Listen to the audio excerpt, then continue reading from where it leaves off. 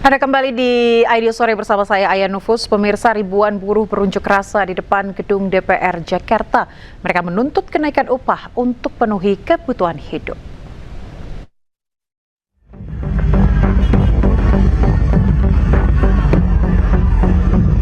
Ribuan buruh berunjuk rasa di gedung DPR dan Kementerian Ketenagakerjaan. Mereka menuntut upah minimum Provinsi Jakarta 2026 direvisi menjadi 5,89 juta rupiah yang mencerminkan 100% kebutuhan hidup layak. Para buruh menganggap UMP Provinsi Jakarta tak cukup untuk memenuhi kebutuhan hidup di Jakarta, apalagi bagi mereka yang telah berumah tangga dan memiliki tanggungan. Rupiah per bulan. Jadi Jakarta itu kota yang mahal. Gubernur Pramono Anung harus paham itu, bahwa orang yang bekerja di Jakarta dengan pendapatan 5,73 juta itu nombok. Kalau mengacu kepada KHL saja, nomboknya 160.000. Kita semua, kamu semua, siapapun yang kerja di Jakarta, hidup untuk nombok. Bahkan kan memalukan. Harusnya gubernur kan lihat dong, lihat upah di sekitar Bekasi. Tuntutan juga ditujukan kepada DPR untuk segera mengesahkan RUU Ketenagakerjaan dan menolak usulan pilkada lewat DPRD. Dari Jakarta, Naura Syafika, Eri Nugraha, iNews melaporkan. Presiden Prabowo Subianto mengumpulkan 1.200 rektor dan guru besar pimpinan perguruan tinggi negeri maupun swasta. Prabowo tekankan pemirsa pentingnya mencetak sumber daya manusia berkualitas. Dalam pertemuan ini, Presiden menekankan pentingnya perguruan tinggi mencetak sumber daya manusia unggul yang tidak hanya cerdas, namun berintegritas dan memiliki nasionalisme yang kuat.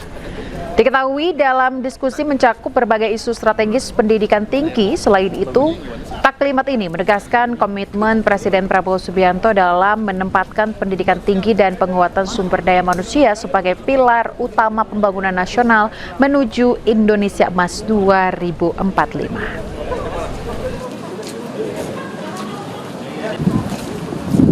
Harapan yang besar dari bangsa, harapan besar dari Bapak Presiden, bagaimana para pimpinan perguruan tinggi, bagaimana perguruan tinggi itu bisa mengambil peran yang penting pada pembangunan di Indonesia. Tadi Bapak Presiden juga menyampaikan beberapa hal lainnya. Yang pertama adalah tentang kondisi dunia, begitu ya, kondisi geopolitik, bahwa saat ini terjadi pergeseran geopolitik yang cukup signifikan, sehingga setiap negara haruslah menjadi negara yang mampu mandiri, mampu survival, dan ini tentunya sektor penguasaan sains dan teknologi, para perguruan tinggi itu diharapkan menjadi lokomotif negara kita, negara Indonesia, di tengah pusaran dunia yang sangat dinamis, di tengah kekayaan sumber daya alam kita yang melimpah. Tentu selayaknya mempersiapkan diri, dan sekali lagi perguruan tinggi dengan para guru besarnya diharapkan memberikan peran yang signifikan. Dengan mengetahui kondisi yang disampaikan Pak Presiden tadi, Bapak Presiden berharap perguruan tinggi benar-benar memainkan peran yang signifikan, mencetak. Pakar Hukum Tata Negara UGM Yogyakarta, Zainal Arifin Mokhtar, pemirsa, dikukuhkan menjadi guru besar Fakultas Hukum UGM. Dalam pidatonya, Zainal Arifin menyampaikan kegelisahan atas kemunduran demokrasi yang terjadi dalam 1 dekade terakhir.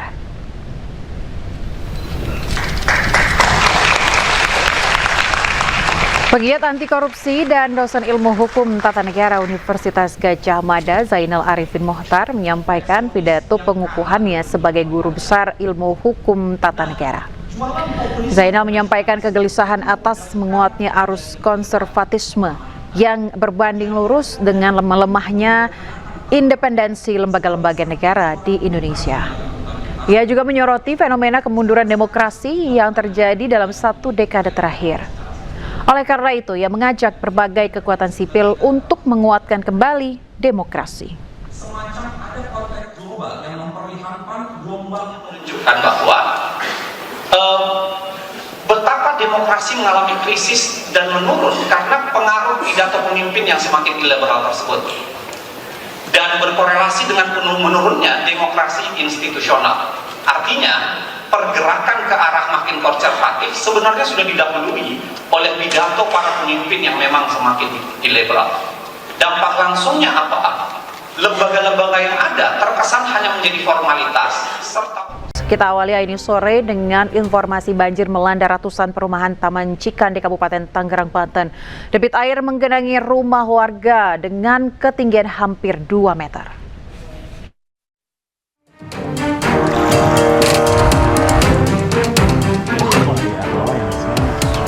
Banjir luapan Sungai Cidurian meluas dan merendam ratusan rumah warga perumahan Taman Cikande, Kecamatan Jayanti, Kabupaten Tangerang, Banten. Ketinggian banjir pun bervariasi antara 80 cm hingga 2 meter. Banjir yang terjadi sejak Senin kemarin kian meluas dan merendam sebanyak 222 kepala keluarga mengungsi. Warga terdampak banjir mulai meninggalkan rumahnya masing-masing untuk mengungsi ke tempat yang lebih aman. Ini update sekarang ini airnya makin naik aja. Tadi pagi sempat turun karena hujan lagi, makin gede naik lagi. Ya meluas karena kemarin juga belum selesai ini di jalan saya udah naik lagi. Ya udah makin naik ke jalan lagi, makin meluas gitu. Camat Jayanti mengatakan pihaknya terus berupaya membantu mobilitas masyarakat termasuk membuat dapur umum untuk didistribusikan kepada warga yang terdampak. Kondisi banjir yang belum surut, bahkan justru cenderung agak naik gitu ya. Dari masyarakat kami bersama-sama dengan jajaran kepolisian dan TNI dan masyarakat sekitar ini membuat pos dapur umum untuk masyarakat ya. Jadi karena memang masyarakat sudah tidak bisa lagi beraktivitas di rumah untuk memenuhi kebutuhan makanannya, jadi kami membuat dapur umum. Dan diketahui perumahan Taman Cikande sudah terendam banjir selama 4 hari ini disebabkan tingginya curah hujan yang membuat Sungai Cidurian meluap. Dari Kabupaten Tangerang, Banten, Aimarani, iNews melaporkan. Dan untuk mengetahui kondisi terkini pemirsa, kami telah terhubung dengan jurnalis iNews Aimarani di Cikande, Kabupaten Tangerang. Ya, selamat sore Aimarani. Seperti apa dan berapa tinggi debit air banjir di sana? Ya, selamat sore pemirsa. Bahwa hari ini hingga menjelang sore hari ini bahwa debit air yang merendam perumahan Taman Cikande saat ini justru mengalami peningkatan dari sebelumnya yang paling maksimal adalah sekitar 200 cm atau 2 meter, sekarang mengalami peningkatan hingga 220 cm. Berbagai upaya terus dilakukan bantuan terhadap para korban banjir, yaitu dengan pemberian bantuan makanan dan santunan kepada para korban. Tadi juga kita melihat beberapa bantuan logistik yang disediakan oleh dapur umum yang disediakan oleh warga sudah didistribusikan oleh para relawan masyarakat sekitar perumahan ini. Dapat saya sampaikan juga bahwa di kondisi terendah, kondisi yang makin parah, yaitu ditambah selain ketinggian air meningkat juga masih ada debit air Sungai Cidurian yang terus mengalami peningkatan arus, yang dimana sungai ini adalah akses dari kiriman dari Bogor. Masyarakat saat ini memang terbagi dalam beberapa posko, yaitu mereka mengungsi di beberapa balai warga dan juga tetangga sekitar yang tidak terdampak banjir. Tapi sebagian lagi tetap bertahan karena memiliki bangunan atau rumah yang dua lantai, sehingga mereka tetap bertahan untuk tidak mengungsi. Tetapi yang tidak mengungsi ini tetap mendapat bantuan yang dikirim langsung oleh para relawan dan di lokasi banjir ini. Demikian. Aimarani, di belakang Anda itu sepertinya ada perahu karet ya. Bisa Anda perlihatkan seperti apa situasi di sana, di rumah-rumah warga saat ini? Oh ya, memang selain ada perahu yang dikeluarkan oleh Badan Penanggulangan Bencana, ini adalah perahu karet, bukan perahu karet, tapi perahu rakitan yang dirakit swadaya oleh masyarakat yang bisa digunakan untuk mengevakuasi warga yang ingin berlalu lalang atau melakukan aktivitas keluar rumah. Sehingga perahu ini juga sangat membantu karena kondisi keberadaan perahu karet juga sangat minim. Sehingga masyarakat ini secara swadaya merakit ini untuk dijadikan sebagai alat transportasi dan alat bantuan kepada masyarakat yang terdampak banjir. Demikian. Ya, Imarani, di RT atau RW berapa di sana yang titiknya paling parah? Kebetulan secara keseluruhan memang paling parah berada di RW 2 dan 3 perumahan Ikande, sehingga ini memang posisinya seperti ceruk dan memang terendah dan tidak bisa air itu untuk keluar meskipun sudah ada upaya pembuatan tendon untuk menampung air, tapi karena debit hujan yang cukup tinggi dalam beberapa hari terakhir sehingga menyulitkan air untuk kembali keluar ke sungai. Demikian.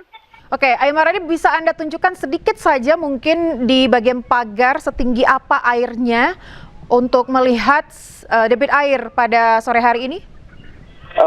Kalau kondisi saat ini saya berada sekitar di titik terendahnya, tetapi kalau kita berjalan lebih jauh lagi ke depan saya sana, di belakang saya itu posisinya justru sudah sampai di atap pemukiman rumah warga. Baik. Ini kondisi air di sekitar pemukiman warga yang berada di titik terendah dan Anda bisa lihat atau pemirsa bisa lihat bahwa kondisi sudah berada di atas lutut saya. Mungkin sudah dikunci karena mungkin pemiliknya sudah memilih untuk mengungsi. Baik, berarti sudah ada berapa jumlah warga yang diungsikan, Imaran? Dari informasi rukun warga ada sekitar 222 kepala keluarga atau lebih dari 1.200 jiwa menurut informasi dari camat yang tadi datang ke sini bahwa yang mengalami musibah banjir di Kecamatan Jayanti ini. Baik, Imarani, terima kasih atas laporan Anda pada sore hari ini. Selamat bertugas kembali dan jaga kesehatan serta keselamatan Anda. Pemirsa, ratusan rumah sepanjang aliran Sungai Kendal, Jawa Tengah terendam banjir. Aktivitas warga terganggu lantaran ketinggian air mencapai 70 cm. Hujan yang turun sejak Rabu siang sehingga Kamis dini hari mengakibatkan air Sungai Kendal meluap.